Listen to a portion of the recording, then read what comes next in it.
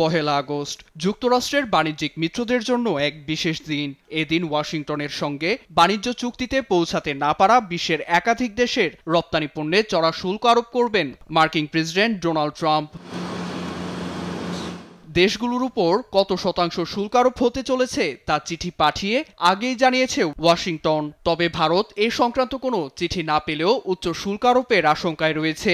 দেশীয় বাজার রক্ষায় ভারত সরকার মার্কিন ও বিদেশি পণ্যে এতদিন চড়া শুল্ক আরোপ করে আসছে, যা নজরে এসেছে ট্রাম্প প্রশাসনের। তাই দীর্ঘদিনের বন্ধুত্বের তোয়াক্কা না করেই দিল্লির পণ্যে 25% পর্যন্ত শুল্ক আরোপের হুমকি দিয়েছেন মার্কিন প্রেসিডেন্ট ডোনাল্ড ট্রাম্প। মঙ্গলবার এয়ারফোর্স ওয়ানে যাত্রার সময় দিল্লির উপর শুল্ক আরোপ নিয়ে প্রশ্নের মুখোমুখি হন মার্কিন প্রেসিডেন্ট ডোনাল্ড ট্রাম্প। স্পষ্ট ভাষায় বলেন, বাণিজ্যিক চুক্তি না হলে শুল্ক গুনতেই হবে। ভারত ও নরেন্দ্র মোদী আমার ভালো বন্ধু। তারা আমার অনুরোধে পাকিস্তানের সঙ্গে যুদ্ধ বন্ধ করেছে। তবে বাকিদের তুলনায় ভারত আমাদের পণ্যে সবচেয়ে বেশি শুল্ক আরোপ করেছে। এভাবে আর চলতে দেয়া যাবে না, কারণ সবকিছুর দায়িত্ব এখন আমার ওপর।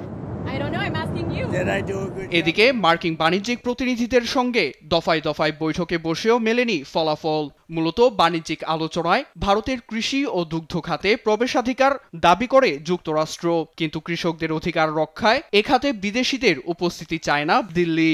এই বিষয়ে দুপক্ষের মধ্যে দেন দরবার চলছে বলে জানান মার্কিন প্রতিনিধি জেমিস গ্রির। শিগগিরই একটি চুক্তি হবে বলেও মত তার। তবে এ প্রসঙ্গে কোনো মন্তব্য করেনি দিল্লি প্রশাসন।